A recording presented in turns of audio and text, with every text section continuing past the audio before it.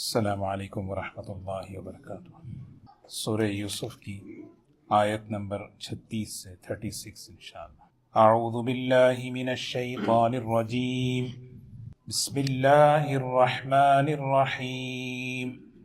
ودخل معه السجن فتيان قال احدهما انی ارانی اعصر خمرا وقال الآخر إني أراني أحمل فوق رأسي خبزا تأكل الطير منه نبئنا بتأويله إنا نراك من المحسنين قال لا يأتيكما طعام ترزقانه إلا نبأتكما بتأويله قبل أن يأتيكما ذلكما مما علمني ربي إني تركت ملة قوم لا يؤمنون بالله وهم بالآخرة هم كافرون واتبعت ملة آبائي إبراهيم وإسحاق ويعقوب ما كان لنا أن نشرك بالله من شيء ذلك من فضل الله علينا وعلى الناس ولكن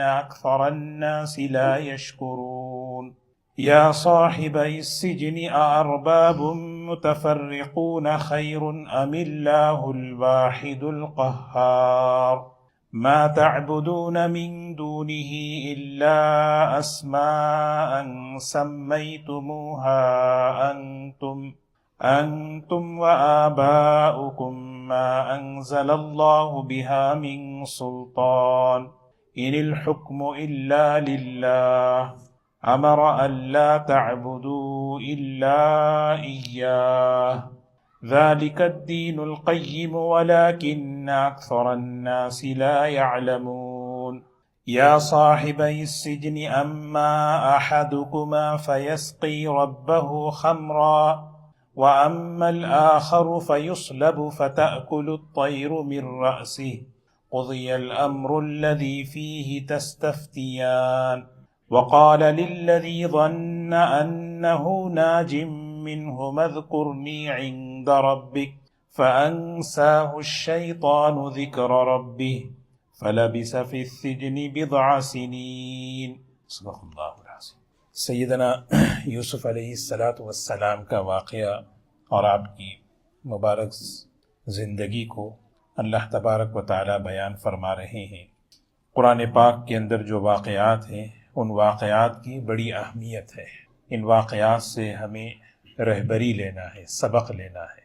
جو آیتیں آج پڑھی گئیں اسی نیت کے ساتھ ہمیں سننا ہے، پڑھنا ہے کہ ان آیتوں میں جو اللہ تبارک و تعالی ہمیں جو باتیں سکھانا چاہتے ہیں وہ ہماری زندگی میں آئے۔ حضرت یوسف علیہ السلام آپ کی زندگی زبردست آزمائشوں میں اور حالات میں گزر رہی ہے۔ گھر سے نکلے، کنویں میں پہنچے، اور کنویں سے نکل کر بازار میں پہنچے، اور بازار سے نکل کر جیل میں، اور ایک بہت ہی گری ہوئی اخلاقی جرم کے یعنی اس الزام پر جو ہے حضرت یوسف علیہ السلام کو جیل میں داخل کیا گیا۔ جیل کے اندر ان کی زندگی کیسی تھی، کیا انہوں نے کام کیا، اس کو اللہ تبارک و تعالی ان آیتوں میں آیت نمبر 36 سے آیت نمبر 42 تک ان آیتوں میں اللہ تبارک و تعالی بتا رہے ہیں۔ حضرت یوسف علیہ السلام اللہ کے پیغمبر، اللہ کے نبی ہیں۔ آدمی جس مقصد کے لیے اپنی زندگی کو بناتا ہے وہ مقصد ہر جگہ اس مقصد پر رہتا ہے۔ ایک تاجر ہے، اس نے تجارت کو اپنی زندگی کا مقصد بنایا، جہاں جائے گا وہ تجارت کی سوچے گا۔ نبی ہیں، زندگی کا مقصد دعوت ہے، اللہ کے بندوں کو اللہ سے جوڑنا، اللہ کی طرف بلانا۔ جہاں ہیں وہاں وہ کام کر رہے ہیں۔ الزام کے تحت، تہمت کے تحت جیل میں پہنچ گئے، اور جب جیل میں داخل ہوئے تو بادشاہ کے دو خاص خادم، ایک شراب پلانے والا اور ایک غلام، ایک خادم تھا جو بادشاہ کو باورچی تھا، بادشاہ کے کھانے پینے کا انتظام کرتا تھا۔ ان دونوں پر الزام لگا کہ ان دونوں نے کھانے پینے میں کچھ زہر ملا کر بادشاہ کو مارنے کی کوشش کی۔ ثبوت ابھی مکمل سامنے نہیں آئے تھے، اس لیے ان دونوں قیدیوں کو بھی جیل میں ڈال دیا گیا۔ تو حضرت یوسف علیہ السلام جس وقت جیل میں تھے اس موقع پر یہ دونوں قیدی وہاں پہنچے۔ وَدَخَلَ مَعَهُ السِّجْنَ فَتَيَانِ، فتیان کہتے ہیں دو نوجوان، دو غلام، بالکل نوجوان تھے، جرم کی سزا ابھی نہیں طے ہوئی تھی، اس وقت تک ان کو قید میں لایا گیا۔ حضرت یوسف علیہ السلام کی مبارک زندگی دو طرف بھی آپ دیکھیں، ظاہری حسن و جمال بھی اللہ نے بہت عطا فرمایا، اور دوسری چیز حسن سیرت بھی تھی، نبی ہیں۔ تو جیل کے اس ماحول میں روایتوں میں آتا ہے کہ حضرت یوسف علیہ السلام نے لوگوں کی بہت خدمت کی، لوگوں کا خیال رکھنا، خدمت کرنا، کوئی بیمار ہیں تو ان کی بیمار پرسی کرنا، کسی کی کوئی ضرورت ہے تو اس کی ضرورت کو پورا کرنا۔ جیل کے اندر جو ہے ایک ماحول انہوں نے بنایا جس کی وجہ سے لوگوں کے دلوں کا وہ مرجع بن گئے۔ جب آدمی خدمت کرتا ہے تو لوگوں کے قلوب اس کی طرف متوجہ ہوتے ہیں۔ تو حضرت یوسف علیہ السلام انہوں نے دیکھیے اسلام کے اندر جیلوں کا جو نظام ہے وہ نظام تربیت والا نظام ہے۔ حضرت عمر رضی اللہ تعالی عنہ کے زمانے سے جو جیلوں کا نظام، اس میں جو اصلاح کی گئی، ان کا یہ مقصد تھا کہ یہاں پر جو بھی مجرم آئے وہ اپنے جرم کی اصلاح کر کر جائے، صرف سزا پا کر نہ جائے۔ ایسا نہیں کہ سزا پا لیا اور چلا گیا۔ ایک واقعہ ہے، حضرت مولانا یوسف صاحب رحمۃ اللہ علیہ کے زمانے میں ایک مرتبہ نظام الدین میں چوری ہو گئی۔ وہاں پہ تو مختلف قسم کے لوگ آتے ہیں، چوری ہو گئی تو کسی نے حضرت سے شکایت کی کہ چوری ہو گئی۔ تو اچھا، تو اس زمانے میں حضرت جو ہے فجر کے بعد 10 بجے، ظہر بعد، عصر بعد، مغرب بعد 5 وقت حضرت کے ہی بیانات ہوتے تھے۔ تو پانچوں وقت میں حضرت نے جو ہے بیانات کا عنوان یہی تھا کہ صحابہ کے زمانے کے چور کیسے تھے، انہوں نے کیسے توبہ کی، انہوں نے چوری سے ان کا ایمان کیسا تھا، چوری ہو جاتی تو توبہ کیسے کرتے، غلطی ہو جانا انسان کی فطرت ہے۔ اتنا اس وقت جو ہے حضرت نے بیان کیا پانچوں مجلسوں میں۔ اگلے دن وہ چور آ کر وہ چیز رکھ کر چلا گیا۔ تو جیلوں کا جو مقصد ہے وہ مقصد سزا نہیں ہے، اصل مقصد ہے کہ اصلاح ہو۔ یہ اسلامی حکومتوں میں جو حکومتیں ہوا کرتی تھی اس کا یہ نظام بنایا کرتے، اور ابھی بھی دیکھیں جو لوگ کسی کیا کہیں کہ بغیر کسی جرم کے مظلوم بن کر قیدی ہوتے ہیں اور جیل میں جاتے ہیں، وہ لوگ وہاں جا کر وہ اپنی دعوت کا، اپنی جو ہے اصلاح کا کام کرتے رہتے ہیں۔ ایسی بہت سی کارگزاریاں ہمارے سامنے آتی ہیں، مختلف اس زمانے میں بھی، پہلے زمانے میں بھی، اور اللہ تبارک و تعالیٰ ان سے بہت کام لیتے ہیں۔ تو حضرت یوسف علیہ السلام جب وہاں پہنچے، انہوں نے اسی طرح کا ماحول بنایا تو لوگوں کے دل ان کی طرف متوجہ ہوئے۔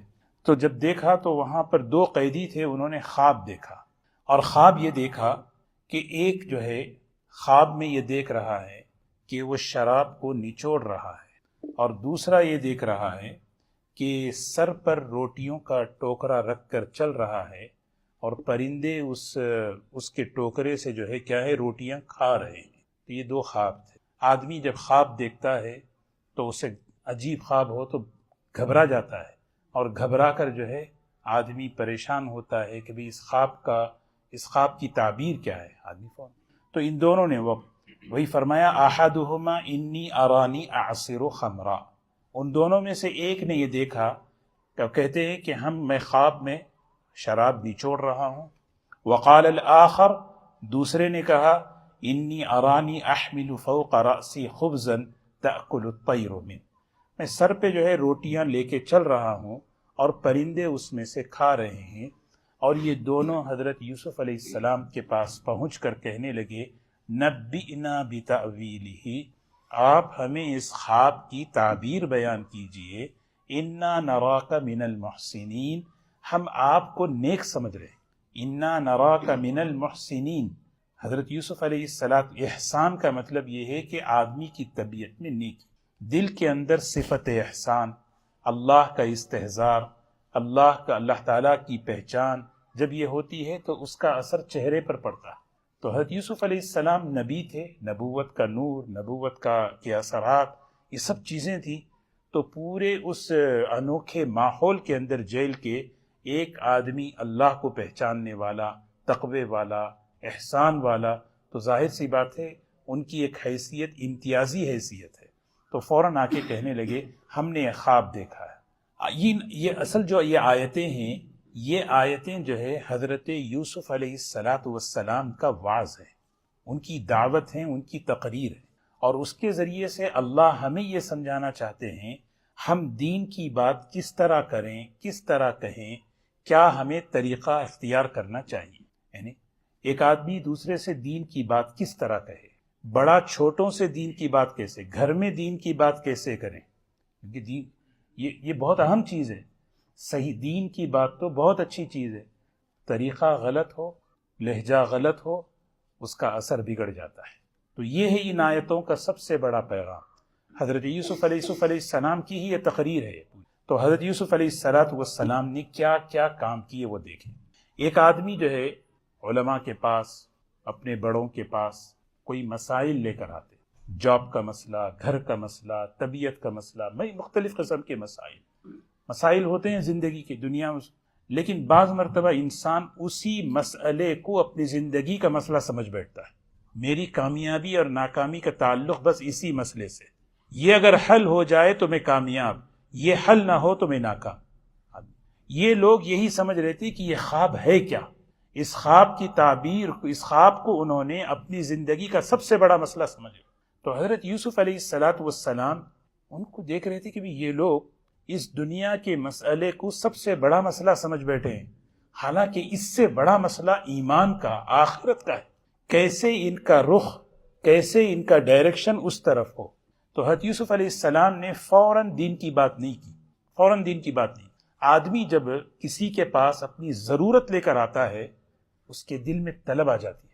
آپ دیکھیں کسی ڈاکٹر کے پاس اگر کوئی مریض جاتا ہے تو اس مریض کا مزاج جو ہے بالکل ایک ضرورت کا ہوتا ہے. وہ ڈاکٹر کیا ہے، جب اس کے ساتھ کوئی بات کرتا ہے، کوئی ایک اخلاق کی بات کرتا ہے، اس کو لینے والا بن جاتا ہے. یہ انسان کی فطرت ہے. تو حضرت یوسف علیہ السلام دین کی بات، ایمان کی بات کرنے سے پہلے سب سے پہلے طلب پیدا کی. سب سے پہلے کیا پیدا کی؟ طلب. کیونکہ بغیر دل میں طلب پیدا ہوئے دین کی بات کو کہنا، یہ بات کو ضائع کرنا ہے. آدمی انتظار کرے. دیکھیں طلب یعنی جیسے گھر میں روٹی بنتی ہے، توا اگر گرم نہ ہو، روٹی اگر اس پہ ڈال دے تو ضائع ہو جاتی ہے. خوب توا گرم ہو، پھر اس کے بعد کیا ہو. مشہور واقعہ ہے حضرت مولانا قاسم نانوتوی رحمۃ اللہ علیہ کا. حضرت مولانا قاسم نانوتوی رحمۃ اللہ علیہ کے ایک خاص دوست تھے. لوگ پریشان تھے، حضرت تو ماشاء اللہ داڑھی ہے، کرتا ہے، اور ان کے جو دوست ہیں ان کی نہ داڑھی ہے، وہ تو بالکل جو ہے یعنی اس زمانے کے جو سوٹ بوٹ ہوتے ہیں. وہ لوگ پریشان تھے، حضرت آپ کے اتنے کلوز دوست اور پھر ایسے اتنا چائے سے زیادہ پتیلی گرم. آدمی جو ہے نا کیا ہے، بعض مرتبہ دوسرے پریشان ہوتے، آپ ان کو کیوں نہیں سمجھاتے، آپ ان کو کیوں نہیں بولتے، ارے فوراً بولو. حضرت کہتے ٹھیک ہے، ہاں میں دیکھ رہا ہوں. تو حضرت انتظار کر رہے تھے کہ اس کے اندر طلب کب پیدا ہو.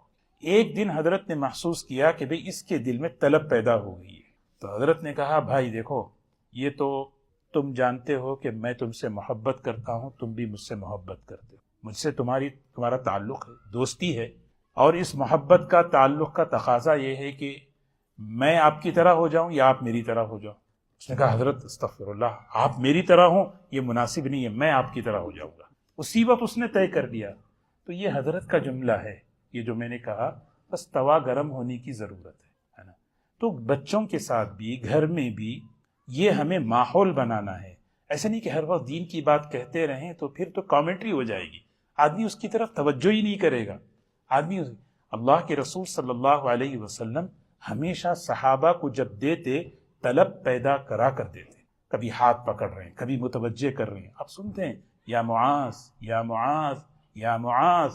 کیا بھائی سامنے بیٹھے ہیں، ایک ہی آدمی کو 3 مرتبہ کیوں پکار رہے ہیں؟ طلب، شوق، توجہ. سنو میں ایک ایسی آیت بتاؤں جو سب سے عظمت والی ہو.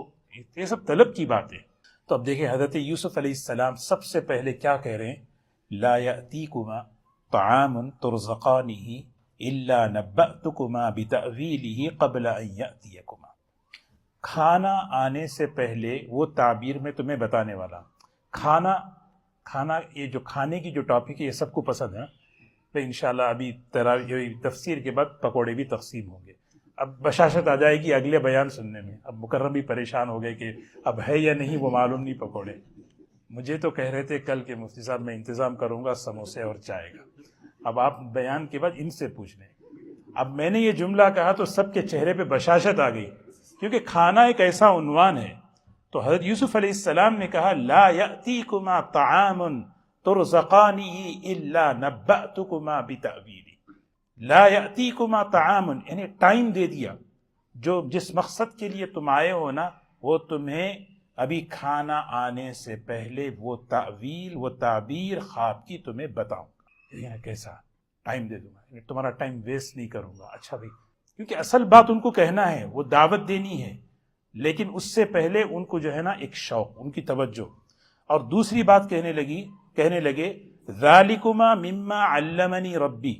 اب جو میں تمہیں تعبیر بتانے والا ہوں یہ میرے ذہن کی، میرے خیال کی، میرے اختراع کہتے ہیں نا، جو من گھڑت، جو منہ میں آیا، جو میرے دل میں آیا وہ نہیں بول رہا ہوں. ذالکما مما علمنی ربی، یہ وہ چیز ہے جو میرے اللہ نے مجھے سکھایا، تاکہ تمہیں یقین ہو جائے کہ تم صحیح جگہ آئے ہو. آدمی کو ہوتا نا، او میں تو صحیح ڈاکٹر کے پاس گیا ہوں، میں تو صحیح لائر کے پاس گیا ہوں، میں تو صحیح آدمی کے پاس گیا ہوں، یہاں سے مجھے صحیح چیز ملے گی. ہاں اب ہو گیا نا کتنا شوق. کہنے کہ کھانا آنے سے پہلے تمہیں بتا دوں گا. پھر دوسری بات کہی کہ بھئی کہ تمہیں جو بتانے والا ہوں اپنی طرف سے نہیں ہے، یہ میرے اللہ ربی، میرے اللہ کی طرف سے یہ علم مجھے دیا گیا، اس علم کی روشنی میں میں تمہیں تعبیر بتانے والا ہوں. اچھا، دو باتیں ہو گئی. تیسری بات اب شروع کر رہے ہیں حضرت یوسف علیہ السلام اپنی بات شروع کرنے کے لیے سب سے پہلے اپنا تعارف کرا رہے ہیں. بات رکھنے سے پہلے تعارف ہونا چاہیے کہ دیکھو نا، ایک آدمی کہے، ایک بات کہے تو اس کی بات، لیکن ایک آدمی جو ہے اس کا ایک مقام ہو، اس کا ایک اسٹیٹس ہو، کوئی شہر کا، کوئی علاقے کا بڑھ، اس کی بات کا ایک اثر ہوتا ہے. میں جو بات کرنے والا ہوں میرا تعارف میں کون ہوں سن لو. آدمی کا تعارف شخصیت کا اثر پڑتا ہے. فرمایا انی ترکت ملت قوم لا یؤمنون باللہ وهم بالآخرۃ هم کافرون واتبعت ملت آبائی ابراہیم واسحاق ویعقوب. سب سے پہلے حضرت یوسف علیہ السلام نے فرمایا میں کون ہوں پتہ ہے؟ انی ترکت ملت قوم لا یؤمنون باللہ. دیکھیں نا، ایک آیت پہ غور کرنا ہے. حضرت یوسف علیہ السلام یہ کہہ رہے ہیں میں نے چھوڑ دیا، میں چھوڑ کے آیا ہوں. ترکت کہتے ہیں چھوڑ دینا، میں اس چیز سے ہٹ کر چھوڑ کر آیا ہوں. ملت قوم، اس سسٹم کو، اس قوم کے اس نظام کو، اس مذہب کو. تمہارے بول کے نہیں فرمایا، انسلٹ ہو جائے گی نہیں. جو تمہارا مذہب ہے شرک کا، اس شرک کو میں چھوڑ کے آیا ہوں. تو وہ حضرت نے فرمایا قوم لا یؤمنون باللہ وهم بالآخرۃ هم کافرون. اس چیز کو چھوڑ کر آیا ہوں، ان لوگوں کے سسٹم کو اور ان لوگوں کے مذہب کو چھوڑ کر آیا ہوں جو اللہ پر اور آخرت پر یقین نہیں رکھتے اور وہ کافر ہیں. انہیں کہا کہ تم لوگ یہ ہو، تم لوگ یہ ہو.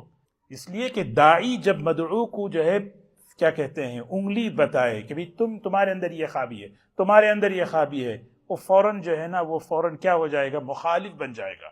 جب آدمی مخالف بنتا ہے تو پھر داعی کی بات کو نہیں لیتا. تو حالانکہ وہ خود مشرک تھے، مصر کے اندر شرک کا ماحول تھا. اب حضرت یوسف علیہ السلام بجائے ان دونوں کی طرف اشارہ کرنے کے قوم کی طرف اشارہ کر دیے. میں نے اس قوم کے مذہب کو چھوڑ دیا ہے، جو مذہب، جو قوم کیا ہے؟ لا یؤمنون باللہ، اللہ پر ایمان نہیں رکھتی. وہم بالآخرۃ ہم کافرون، وہ آخرت کا انکار کرنے والے ہیں. آخرت کو بھی نہیں مانتے، ان کے سامنے صرف دنیا ہی دنیا ہے. واتبعت، اب میں نے چھوڑ دیا. کلمہ کسے کہتے ہیں؟ لا الہ الا اللہ. لا الہ میں نے چھوڑ دیا. الا اللہ کا مطلب واتبعت ملت آبائی ابراہیم واسحاق ویعقوب. میں نے اس مذہب کو، اس سسٹم کو میں نے قبول کیا، میں نے پیروی کی جو میرے آبا و اجداد ابراہیم اور اسحاق اور یعقوب علیہ السلام. یہ ہے تعارف. سب سے پہلے تعارف میں بھی بہت ہی محتاط طریقے سے تعارف کرائیں. اور پھر حضرت یوسف علیہ السلام دعوت دے رہے ہیں، ما کان لنا ان نشرک باللہ من شیء، ہمارے لیے یہ بات مناسب نہیں ہے کہ ہم ذرا برابر بھی اللہ کی ذات کے ساتھ شریک کریں، اللہ کے ساتھ، اللہ کی ذات کے ساتھ شریک کریں۔ ذالک من فضل اللہ علینا وعلی الناس ولکن اکثر الناس لا یشکرون، یہ ہم پر اللہ کا فضل ہے۔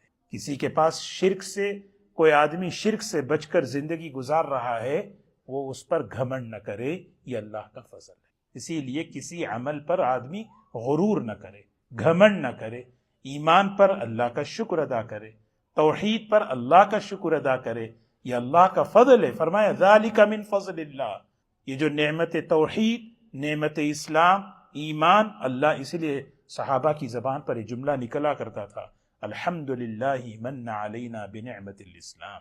حضرت ابو ہریرہ رضی اللہ تعالیٰ عنہ فرمایا کرتے تھے، اللہ کا شکر ہے کہ ابو ہریرہ کو اللہ نے اسلام سے نوازا، ابو ہریرہ کا شکر ہے، اللہ کا شکر ہے کہ اللہ نے ابو ہریرہ کو نبی کریم صلی اللہ علیہ وسلم کی صحبت سے نوازا، یعنی اللہ کا شکر ادا کریں۔ اور پھر کہنے لگے یا صاحب السجن، یا صاحب السجن، مخاطب کو کس طریقے سے پکار رہے ہیں، اے میرے جیل کے ساتھیوں، اے چوروں نہیں کہا، اے قیدیوں نہیں کہا، یعنی میں تو بری ہوں۔ حضرت یوسف علیہ السلام کو خود پتا ہے میں تو الزام کے تحت آیا ہوں۔ اب یہ دونوں اے قیدیوں، اے قیدیوں کا مطلب یہ ہے کہ تم الگ میں الگ، یا صاحب السجن، اے میرے قید کے ساتھیوں، میں بھی قیدی ہوں، تم بھی قیدی، ہم سب یہ ہے۔ یا صاحب السجن، یہ انسیت کہتے ہیں، مانوس کرنا کہتے ہیں، ایسا طریقہ، ایسے جملے جس سے انسیت ہو، مانوس ہو، پھر اس کے بعد آدمی بات کہے۔ بغیر انسیت کے، بغیر مانوس کیے آدمی جب دین کی بات کرتا ہے، کہتا ہے، کوئی اثر نہیں ہوتا، بڑی سے بڑی بات، اس کا تاثر، اس کا اثر ختم ہو جاتا ہے۔ تو حضرت یوسف علیہ السلام ایک ایک خطاب میں اسی لیے یہ باتیں اللہ ہم کو کیوں سنا رہے ہیں؟ اس لیے کہ ہم کو بھی دین کی بات اپنے بچوں سے، اپنے گھر میں، اپنے ساتھیوں سے کرنا ہے۔ ہر جگہ ہمیں کریں گے، لیکن کس طریقے سے کریں گے؟ ہاں، جب کسی ایک اللہ کا شکر ہے کہ اللہ نے نماز کی توفیق دی، اپنا ایک دوست ہے نماز سے دور ہے، جب اس کو ہم نماز کی طرف بلائیں تو کس طریقے سے بلائیں؟ جب ہم اس کو اپنے سے الگ کر کے جب ہم اس کو بات کریں گے، وہ بات سننا تو دور کی بات، پہلے ہی وہ ہمارے سے نفرت کرے گا، وہ ہمارے سے نفرت کرے گا۔ بھائی یہ تو اپنے کو نمازی سمجھتا ہے اور مجھے تو بے نمازی سمجھ رہا ہے۔ یا صاحب السجن، یا دو مرتبہ دونوں، یا صاحب السجن، اے میرے قید کے ساتھیوں۔ اب دیکھو نا، سوال قائم کر کے بتا رہے ہیں، ارباب متفرقون خیر ام اللہ الواحد القہار، ارباب، ایک اللہ بہتر ہے یا زیادہ خدائیں بہتر ہیں؟ آپ بتاؤ، ارباب، رب کی جمع ارباب، بہت سے خدا ہیں ایک آدمی کے، بہت سے خدا ہیں، بہت سے رب ہیں، وہ بہتر ہیں یا کسی کا ایک اللہ ہو وہ بہتر ہے؟ بتائیں، آپ خود سوچیں۔ اسی لیے توحید بہت بڑی طاقت ہے۔ علماء نے لکھا ہے کہ توحید کا مسئلہ اللہ نے قرآن پاک میں عقل سے سمجھایا ہے۔ میرے نفع اور نقصان کا تعلق ایک ہی ذات سے ہے۔ جب یہ یقین ہوتا ہے تو آدمی جو ہے نا، اس میں طاقت آ جاتی ہے۔ میری عزت اور ذلت کا تعلق 5 لوگوں کے ساتھ نہیں ہے، 10 لوگوں کی، 10 خداؤں کے ساتھ نہیں ہے۔ بھئی اس کو بھی راضی کروں، اس کو بھی راضی کروں، اس کو بھی راضی کروں، یہ تو عقل کے خلاف ہے۔ لو کان فیہما آلہۃ الا اللہ لفسدتا، ہے نا؟ اگر کائنات میں 2 خدا ہوتے، 2 الہ ہوتے، سسٹم درہم برہم ہو جاتا۔ عقل خود کہتی ہے، تو آپ خود سوچو، ارباب خیر، کئی خدا کسی کے ہو، کبھی اس کی، کبھی اس کی، کبھی اس کی، اس میں فلا فلا فلا فلا کو مان، وہ بہتر ہے ام اللہ، یا ایک اللہ بہتر ہے؟ جو اللہ کون ہے؟ الواحد القہار، جو واحد اکیلا ہے۔ قہار کا مطلب ہر چیز پر اس کا فیصلہ غالب ہے، کوئی اس پہ غالب نہیں۔ کون ہے بتاؤ بھائی، سوچ کے بتاؤ، تم خود اپنی عقل سے سوچو۔ یعنی ایک آدمی جاب کر رہا ہے، 3 اس کے جو ہے مینیجر ہیں، 3 اس کے جو ہے نا، پریشان ہو جائے گا وہ، ہے نا؟ ایک آدمی کو مجھے جواب دینا ہے، بس مجھے ایک کو جواب دینا ہے، کیسا سکون سے زندگی چلتی ہے۔ توحید عقل سے اللہ سمجھا رہے ہیں، ما تعبدون من دونہ، اللہ کو چھوڑ کر جس کی تم عبادت کر رہے ہو، الا اسماء سمیتموہا، جتنے بھی اللہ کے علاوہ جتنے بھی اللہ کے غیر ہیں، جن کی دنیا میں بندگی عبادت ہو رہی ہے، ہوئی ہے، وہ سب اسما ہیں، وہ سب نام ہیں۔ یہ قرآن پاک کا معجزہ ہے۔ یہ ایک جملہ جو ہے نا، اسماء سمیتموہا، کوئی بھی آپ لے لیں، کسی بھی مذہب کا کوئی بھی خدا لے لیں، معبود لے لیں، اللہ تعالیٰ کہہ رہے ہیں وہ سب نام ہیں، اس کا مسمى نہیں ہے، اس کی ہسٹری نہیں ہے، یہ قرآن کہہ رہا ہے، اور دنیا اس کو ثابت کر رہی ہے کہ بھئی کہ فلاں مذہب فلاں قوم کے لوگ فلاں بت کو مان رہے ہیں، وہ ایک نام ہے، بس نام ہے، پیچھے سے اس کی ہسٹری اٹھائے کچھ بھی نہیں ہے، کچھ بھی نہیں ہے۔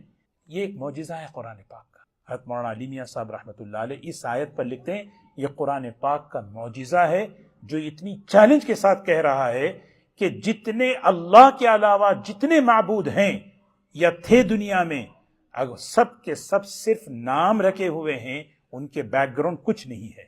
اسماء سمیتموہا، تم نے صرف ان کے نام رکھ لیے ہیں۔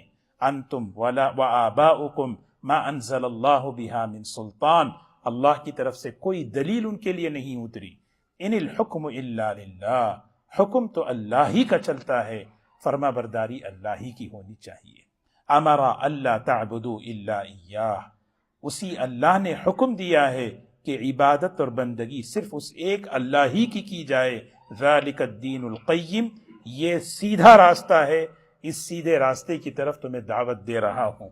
ولیکن اکثر الناس لا يعلمون، لیکن اکثر لوگ جہالت میں رہتے ہیں، اس چیز کو جانتے ہیں۔ یہاں تک حضرت یوسف علیہ السلام کی توحید کی دعوت۔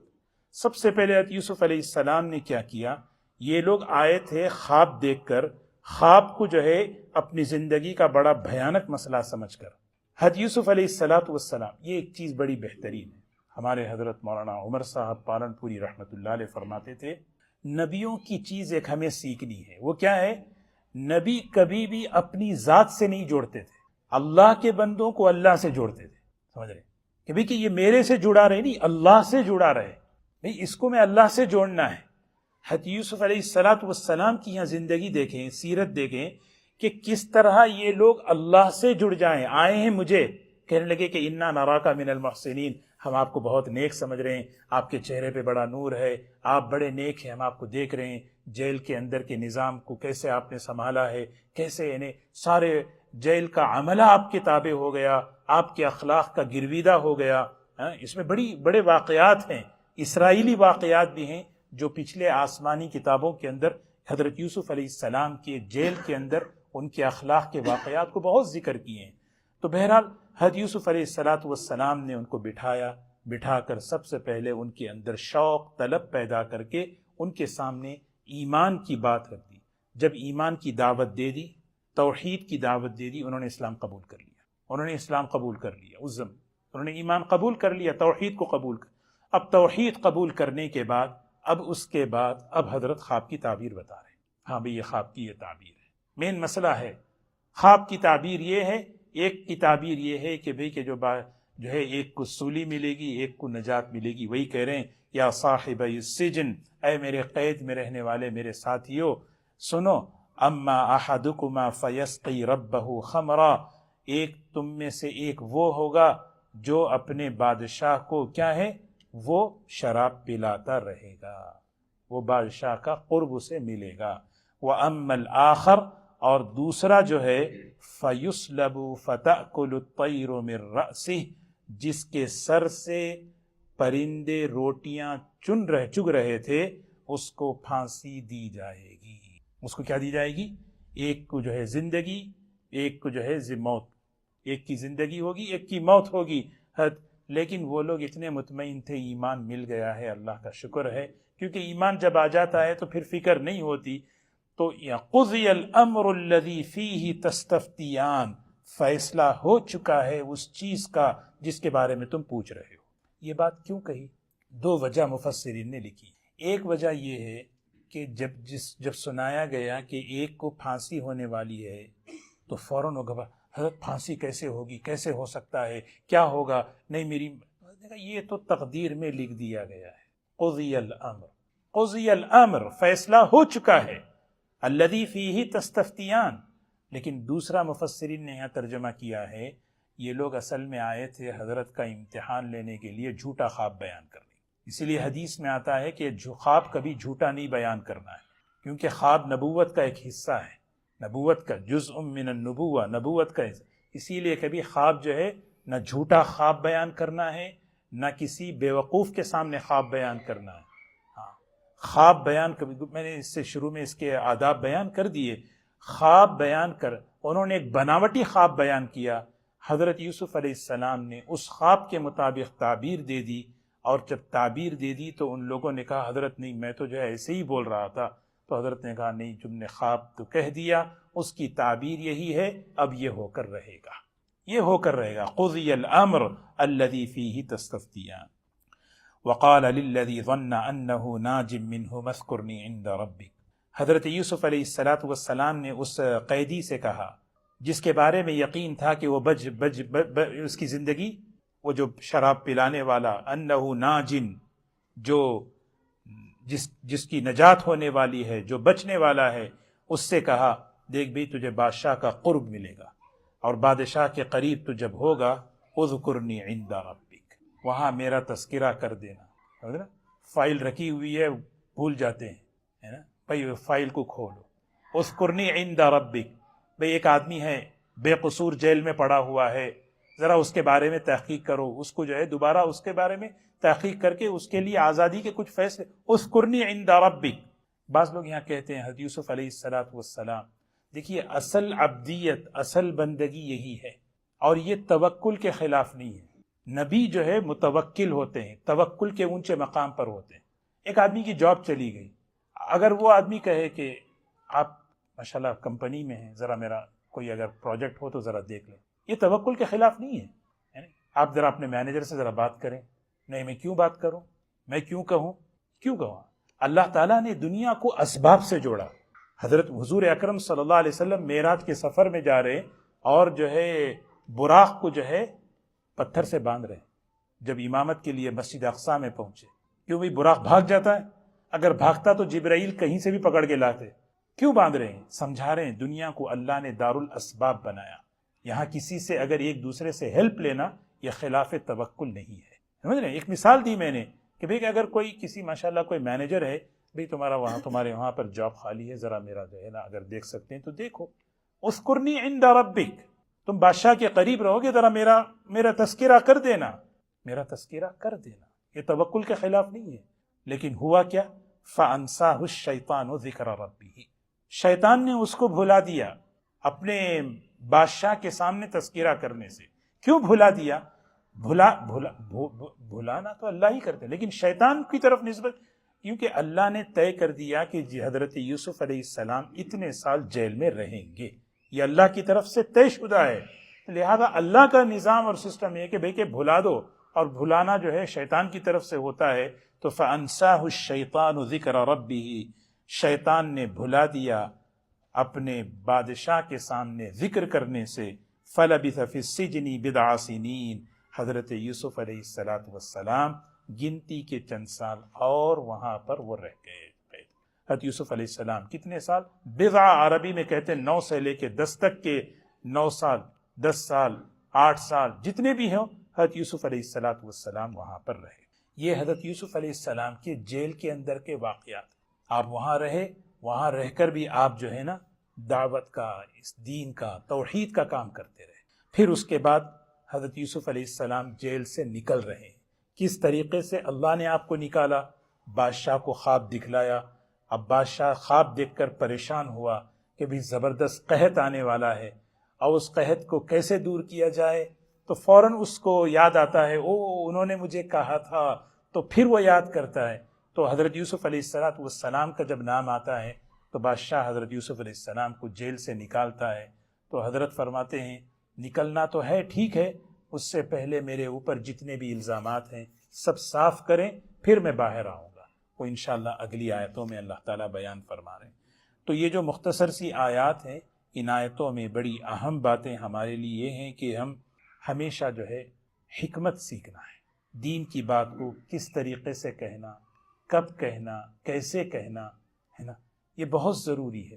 ہاں، کس نیت سے کہنا، نیت ہماری، ہم اندر جو ہے نا کیا ہو، تڑپ ہو. کیسے یوسف علیہ السلام کے دل میں کیسی انہیں اندر تڑپ تھی کہ یہ بیچارے آئے ہیں ایک مسئلہ لے کر، لیکن یہ اللہ کو پہچان لیں، اللہ کو مان لیں، آخرت کو مان لیں. ایک اندر بے چینی، ایک اندر تڑپ تھی. سمجھ رہے ہیں؟ یہ چیز ہمارے اندر بھی پیدا ہو. یہ نہیں کہ بول دیے بھائی جنت میں جانا ہے جہنم میں جانا ہے، آپ کا کام ہے، آپ دیکھ لیں، اگر آپ کی چوائس ہے، میں نے تو بہت کہہ دیا، وما علینا الا البلاغ. یہ اندر کی جو ہے طلب کا نام ہے. اور جب بات کہیں تو فوراً نہیں، مانوس کریں، بچوں کو بھی مانوس کریں، نوجوانوں کو مانوس کریں، قریب کریں. اور قریب کرنے کے اعمال ہم اپنے گھر کے اندر، اپنے ادارے کے اندر یہ چیزیں کرنا ہے کہ کس طرح سے مانوس ہوں. جیسے دنیا کے لوگ دنیاوی چیزوں میں مانوس کرتے ہیں پھر وہ چیز لاتے ہیں، تو اسی طرح دین میں جو ہے نا بہت ضروری ہے مانوس کرنا. دعوت کی بات، اسی کو حکمت کہتے ہیں عربی زبان میں، کہ کسی کو مانوس کر کے پھر اس کے بعد اس کے سامنے دین کی بات رکھی جائے. اللہ تبارک و تعالی ہمیں ان آیتوں میں جو باتیں کہی گئیں اس کو اپنی زندگی میں لانے کی توفیق نصیب فرمائے. وآخر دعوانا الحمد للہ رب العالمین.